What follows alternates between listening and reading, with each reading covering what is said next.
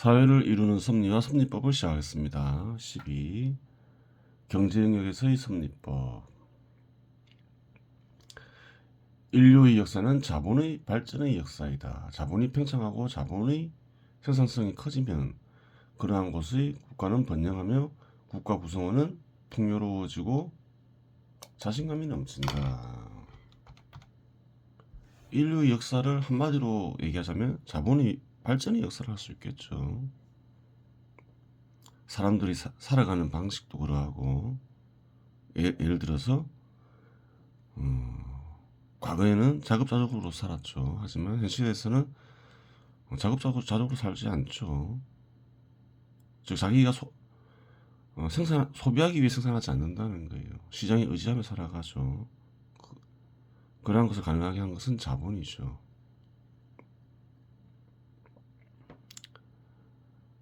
현 시대에는 민주정치제도가 유행하잖아요. 민주정치제도 역시 어떤가요? 자본의 발전의 과정에서 나타난 정치제도인 거죠. 그래요. 인류 역사는 자본의 발전의 역사예요. 자본의 수축하고 자본의 생산성이 나빠지면 그러한 곳의 국가는 쇠퇴하거나 멸망하며 국가 구성원은 가난해지며 천박해진다. 그래요. 삶의 터전이니까 그렇죠. 이와 같은 이치는 어떠한 시대 어떠한 장소에서도 통하는 이치이며 현 시대인 시장 지배 시대에서도 동일하게 적용되는 이치이다. 고대 농경국가에서는 가장 중요한 수단이 농토였겠죠. 농토를 많이 확보하면 번영하고, 그러니까 그 당시에는 정보광이 존경을 받았죠. 그래요. 농토를 잃게 되면 쇠퇴하고 뭐 그랬던 거예요. 현 시대도 마찬가지죠. 현 시대의 자본은 기업과 같은 사업체로 나타나죠. 기업이 많이 생성되는 곳, 그래요. 좋은 기업이 많은 곳은 번영하고, 그렇죠. 기업이 쇠퇴하는 곳은 살기 어려워지죠. 일자리도 구하기 어려워지고. 언제나 통하는 이치인 거죠. 농업을 비롯한 공업, 금융업과 같은 다양한 산업들은 고대에도 존재했지만 상업과 더불어 시장의 발전과 더불어 상업과 더불어 시장의 발전과 함께 그 성격이 확연히 변했고 그래요. 시장과 분리되어서는 발전은 고사하고 유지조차 어렵게 되었다. 모든 산업들이 시장에 편입되었죠. 시장에 편입되면서 이제 그 어떠한 산업도 어떤가요? 어떠한 산업에 속한 기업도 자신이 소비하기 위해 생산하지 않는다는 거예요. 소득을 얻어서 자신에게 필요한 것은 시장에서 구매를 통해서 살아가죠. 또 따라서 다른 산업에 속한 기업들은 팔기 위해 팔아서 소득을 얻죠. 어디서 파나요? 시장에서 판다는 거예요. 시장과 분리되면 어떻게 되나요? 기업들은 멸망하는 거죠.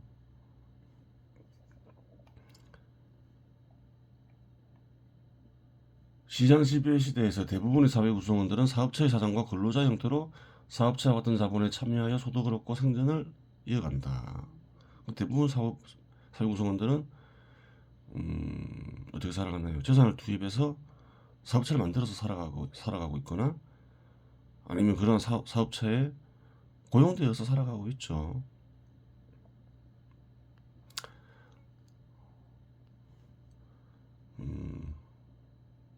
따라서 사업체나 근로자를 고용한 사업체인 기업은 대부분의 사회 구성원들이 삶의 터전이 된다. 그렇죠. 삶의 터전이다. 사업체가 없으면 사업체 소유자나 근로자는 소득을 얻을 수 없잖아요. 그 사업체는 곧 뭐가 되나요?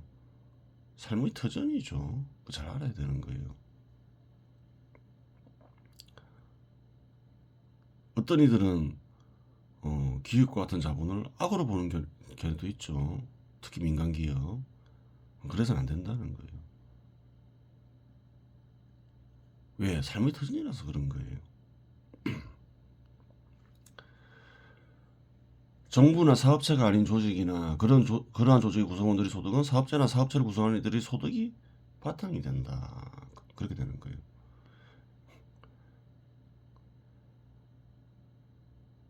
사업체는 생산에 직접적으로 참여하는 이들이죠. 그래요. 참여하는 이들의 상품을 구매할 수 있는 이유가 뭔가요?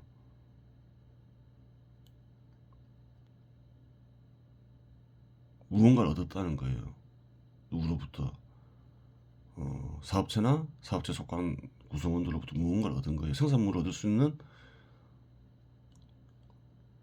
수단을 얻은 거죠. 정부는 주로 이제 세금을 통해서 얻는 거죠. 따라서 사업체 형태를 지닌 자본은 전체 사회 구성원들이 직간접적인 삶의 터전이 된다. 모든 사회 구성원들이 삶의 터전이라는 거예요. 사업체는 자본을 구성하기 위해 시장에서 작업수단이나 활동을 구매하고 시장에서 판매하여 소득을 얻는다. 이러한 과정에서 얻는 사업체 소득은 사업체 소유자와 근로자의 소득이 되며 나아가 모든 사회 구성원들의 소득의 바탕이 된다. 즉 시장 없이는 사회 구성원들의 삶의 터전인 사업체는 존재할 수 없으니 시장 역시 사회 구성원들의 생존을 위한 삶의 터전이 된다. 사업체는 삶의 터전인데 그 사업체는 시장을 통해서 유지 발전하고 있다. 따라서 시장은 또 뭔가요? 시장 역시 삶의 터전이다. 그러니까 실제로 하죠. 그렇게 살아가고 있죠. 또 사업체는 그렇게 유지되고 있고 그 사업체와 시장은 삶의 터전이 되는 거예요. 사업체와 시장을 악으로 보고 제한하고 파괴하려는 행위는 어떤가요? 선인가요? 악인가요? 명백한 악이라는 거예요. 삶의 터전이 시장과 사업체와 같은 자본을 유지 발전시키는 데만 집중하고 이와 같은 목표만 달성하더라도 사회는 번영하며 사회 구성원들의 삶은 풍요로워진다. 현 시대는 그렇죠. 어느 시대는 그렇죠. 자본을 유지 발전시키는 데만 집중하더라도 사회는 번영하며 사회 구성원들의 삶은 풍요로워지죠. 고대 같으면 농토를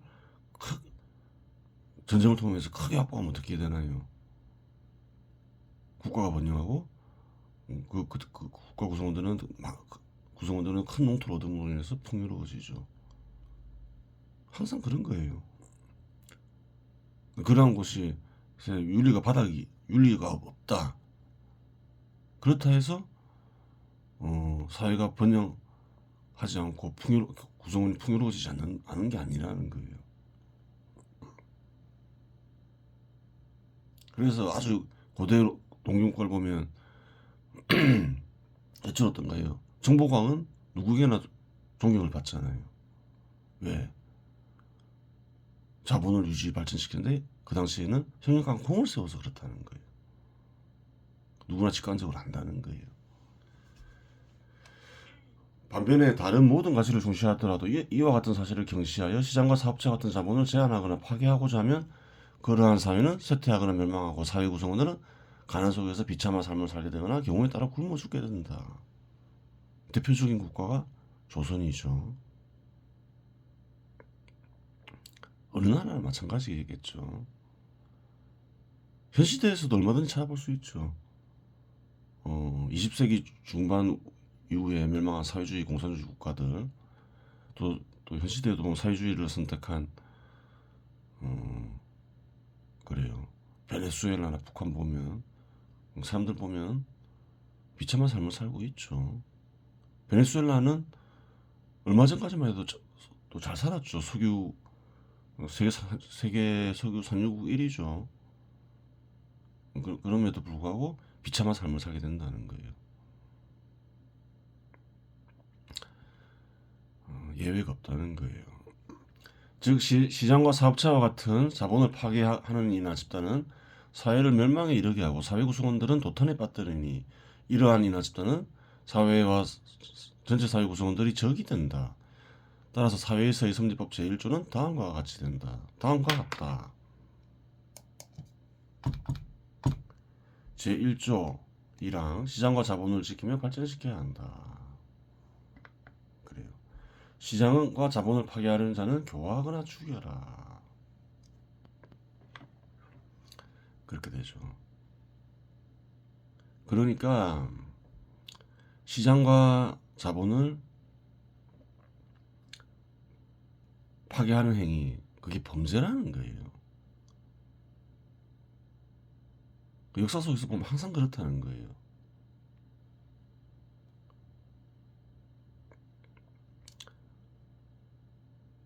시장과 자본을 파괴를 시도했던 국가들은 어떻게 되나요? 쇠퇴와 멸망을 필연적으로 겪죠. 왜? 그 삶의 터전을 파괴하니까 그런 거예요. 또 시장과 자본을 발전시키려고 하면 어떻게 되나요? 국가는 번영하고 국가 구성원들은 풍요로워지며 또 나아가 이제 세계 번영에 이바지하게 되는 거죠. 근데 아직까지 이제 시장 지배 제도가 도래된 지 얼마 안 됐다 했죠. 그러니까 어떤가요? 시장과 자본을 파괴하는 행위가 범죄라는 인식이 없다는 거예요. 약하죠. 그러니까 시장과 자본을 제한하거나 파괴하는 행위를 그냥 내버려 두는 경우가 많다는 거예요. 그래서는 안 되는 것인데. 즉 시장과 자본이 삶의 터전이라는 인식이 잘 없어서 그런 거예요. 아직까지 현 시대에서. 아, 이것이 삶의 터전이다 이런 인식이 있다면 이 삶의 터전을 파괴하는 행위는 당연히 범죄가 되는 거죠. 그렇게 되는 거예요.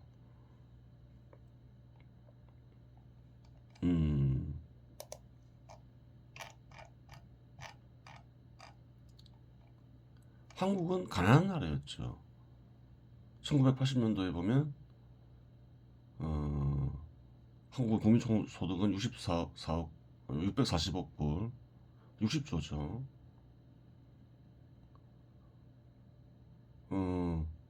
그래요. 그때 중국은 그래요. 1980년 보면 한 3배 가까이 됐어요. 근데 1990년 보면 중국은 공산주의 국가였죠. 1.3배로 줄어들죠.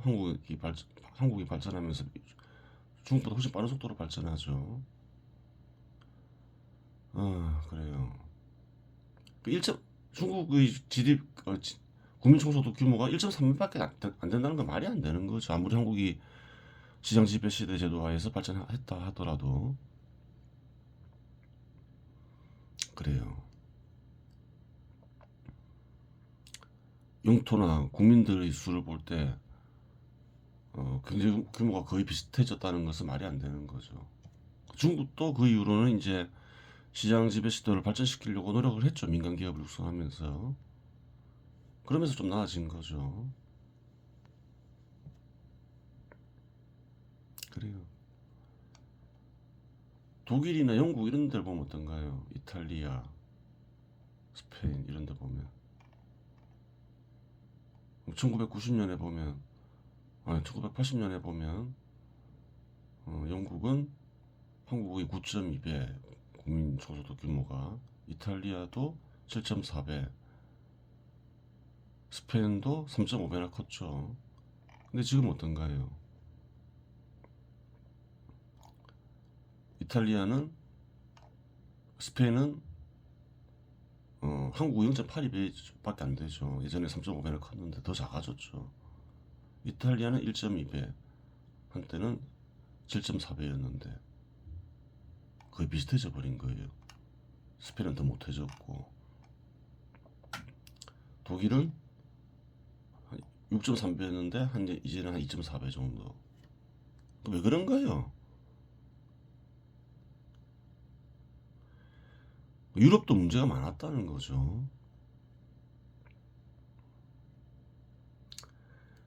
시장과 자본의 발전을 가장 먼저 일으키고 일으켰지만 또 시장과 자본의 발전을 파괴하고자 하는 의지가 담긴 견해가 나온 곳이 어딘가요? 시장과 자본의 발전이 먼저 이루어진 만큼 반발하는 세력과 반발하는 견해 역시 유럽에서 생겨난 거죠. 사회주의, 공산주의 이론들. 그래요. 그런 견해에 사로잡히면서 이상한 소리에 해대면서 시장과 자본의 발전에 힘쓰지 않았죠. 그러니까 어떻게 되나요? 쇠퇴해버리는 거죠. 한국과 비슷해져 버리는 거죠. 그래요. 과거에 잘 나갔다고 해서 시장과 자본을 파괴하겠다 이런 생각을 가지면 계속 그 번영이 지속되는 게 아니라는 거예요. 과거는 과거 얘기일 뿐이라는 거예요.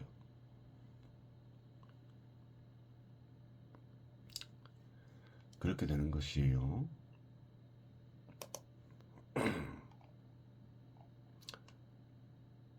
제1조 시장과 자본을 지키며 발전시켜야 한다.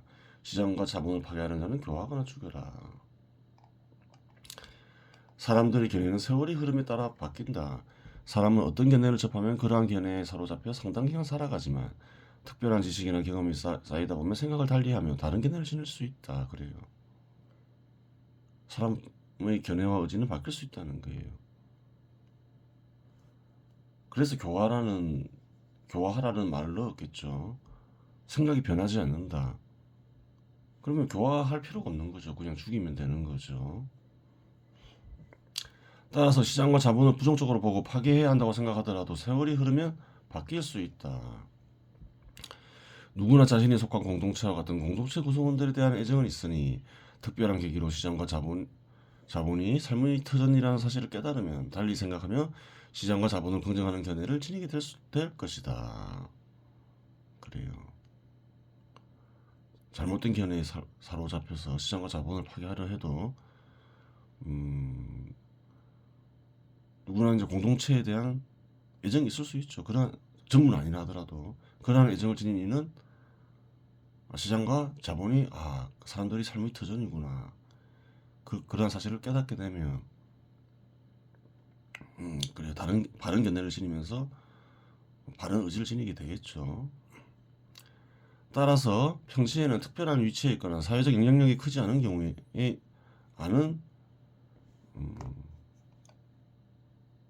아는 사람들이 그릇된 견해를 지니고 있다면 그러한 이들을 교화하는 데 힘써야 할 것이다. 그 생각이 바뀔 수 있으니까 평시라면 교화하면서 기회를 줘야 되겠죠. 무조건 죽여서는 안 된다는 거예요. 하지만 평시라고 하더라도 공직과 같은 특별한 위치에 있거나 사회적 영향력이 큰 이가 시장과 자본을 파괴하려는 견해와 의지를 지니고서 시장과 자본을 파괴하려는 시도를 한다면 그러한 이는 평시라고 하더라도 죽여야 한다. 이는 전염병이 여러 사람들에게 전염되지 않게 하기 위해 전염병에 걸린 이를 격리하는 것과 같은 이치이다. 방치할 수는 없다는 거예요. 이처럼 평시라고 하더라도 시장과 자본을 파괴하는 자를 수시로 죽일 수 있는데 이를 소청소로 규정할 수 있다. 작은 청소로 규정할 수 있다. 그 시장과 자본을 파괴하려는 이를 교화하는 데 힘써야 되겠지만 특별한 경우에 한해서 퍼지는 걸 막기 위해서 수시로 죽여야 된다는 거예요.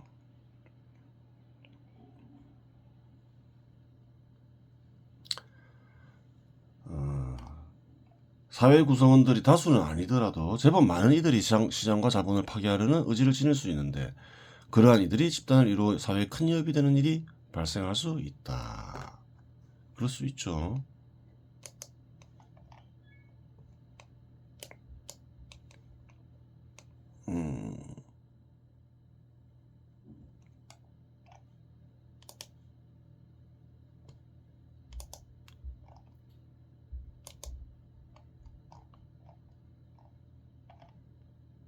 얼마 전에 발표된 통계를 보면 어떤가요?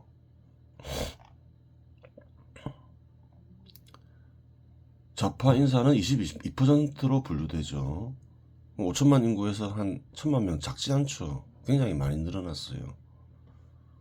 우파로 인식하는 사람들은 40%라 하죠. 훨씬 많죠. 근데 좌파로 분류된 이들이 20% 정도까지 늘어나니까 어떻게 되나요? 자신들이 주류가 되려면서 우파 인사들을 내란 세력으로 몰려고 하죠.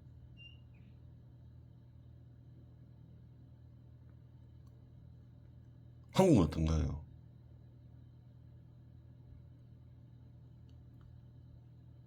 우파의 뜻을 실현하고자 하는 우파 인사에 의해서 세워지고 유지되고 발전된 나라죠. 그런 인사들이 그런 나라가 한국인데 좌파 인사들이 그래요. 우파 인사들을 한국에서 지금 어떻게 하나요? 내란 세력으로 몰려고 하는 거예요.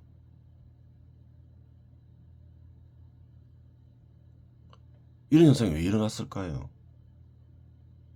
아까 얘기했죠. 소청소. 어느 순간부터 소청소를 안 하기 시작했죠. 안 하니까 어떻게 되나요? 이러한 현상이 일어난다는 거예요.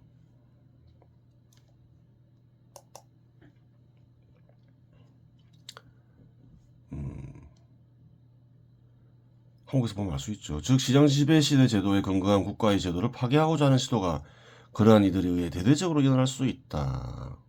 지금 일어나고 있죠. 한국에서 우파 인사들을 내란 세력으로 몰면서 거리에 나온 요즘 태극기 집회가 대규모로 일어나죠.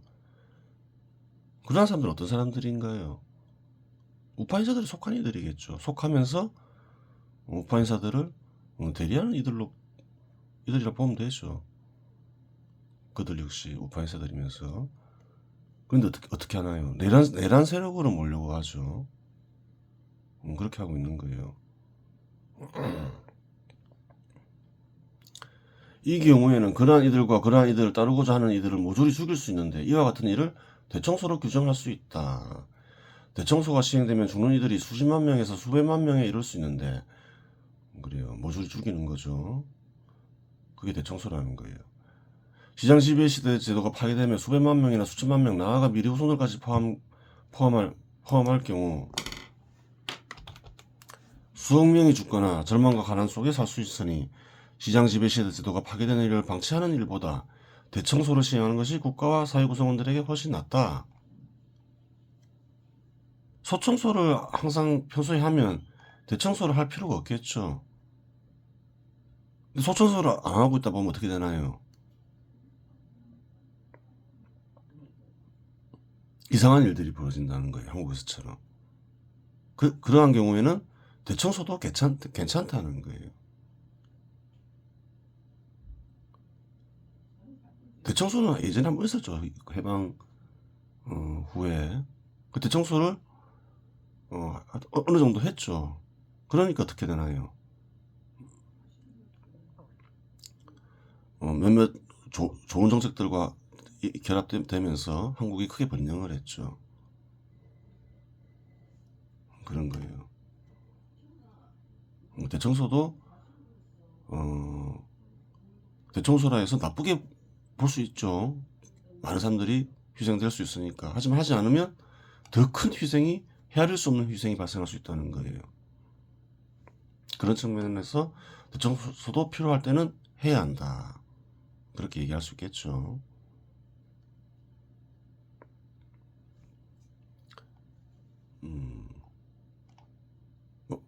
대청소 해야 될 만큼 더러워졌다 하더라도 꾸준히 소청소하는 방법도 있는 거예요. 그러면서 이제 청소하는 방법도 있는데 그래요. 경우에 따라 이게 좋을 수도 있고 저게 좋을 수도 있고 그런 거죠. 하여간 시장과 자본을 파괴하는 자는 죽일 수 있는데 그런 자를 죽이는 일은 청소에 비유될 수 있고 청소에는 소청소와 대청소가 있다. 그래요. 시장에 기반한 자본을 발전시키기 위해서는 세 가지 조건이 제도적으로 보장되어야 한다. 시장은 민간기업에 의해 유지 발전된다. 그 시장에 기반한 자본을 발전시키는 게 중요한데 그러기 위해서는 세 가지가 잘 보장돼야 된다는 거예요. 시장은 민간기업에 의해 발전된다. 민간기업이 없는 곳, 즉 정부가 생산 조직을 독점한 곳에서는 시장이 생성될 수 없다. 민간기업이 아니고 그냥 민간기업을 다 없애고 공기업을 발전시키면 되지 않느냐. 그런 생각을 할 수도 있잖아요. 국가가 모든 걸 독점하고 있는 곳이죠. 그런 곳에는 시장이 있을 수 없겠죠. 국가에 왜 배급을 받지? 국가가 정부가 다 생산하는데 굳이 시장이 필요 없잖아요. 그러한 곳에서의 사람들은 정부로부터 생존에 필요한 수단을 배급을 통해 얻으며 살아간다. 기본적으로 그렇게 되는 거죠. 민간기업과 민간기업에 참여한 이들이 매매하는 과정에서 시장이 생성되는 것이다. 시장은 어떻게 생성되느냐? 민간기업과 민간기업에 참여한 이들이 시장에 의지하면서 사고 팔고 하기 때문에 생기는 거다. 이렇게 얘기하고 있는 거죠. 그게 사실이죠. 민간기업의 자본의 밑거름은 무엇인가? 개인의 재산이다. 민간기업은 어떻게 만들어지나요? 개인의 재산을 통해서 만들어지는 거죠. 개인의 재산이 자본 형성에 투입되면서 기업은 생성된다. 이러한 이유들로 인해 시장 지배 시대 제도에서는 시장과 민간기업 사유재산을 중시하며 시장과 민간기업 사유재산을 파괴하려는 이는 중시하며 파괴하려는 이는 시장과 자본을 파괴하는 이로 간주되어 교화와 살해의 대상이 되는 것이다. 그랬죠. 시장과 민간기업 사유재산을 파괴하려는 이는 뭔가요? 시장과 자본을 파괴하는 이죠. 시장은 그래요. 그렇게 되는 거예요. 따라서 설립법 제1조는 다음 항들이 추가된다. 사망. 국민들이 생명과 재산에 피해를 끼치지 않는 한 시장과 민간기업 사유재산은 철저히 보장된다. 그래요. 시장과 민간기업 사유재산을 제한하거나 파괴하는 이는 교화하거나 죽여야 하며 그러한 이들로 구성된 집단은 즉각 해산된다. 그렇죠.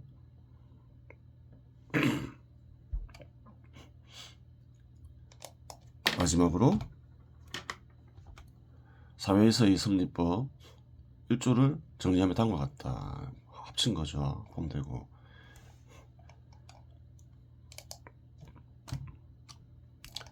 시장이 발전하기 위해서는 다양한 산업들이 고르게 발전해야 한다. 따라서 어떠한 산업도 다른 산업보다 우위를 점할 수 없으며 다른 산업을 지배할 수 없다. 그래요. 공업도 발전하고 상업도 발전하고 농업도 발전하고 그래야 되죠.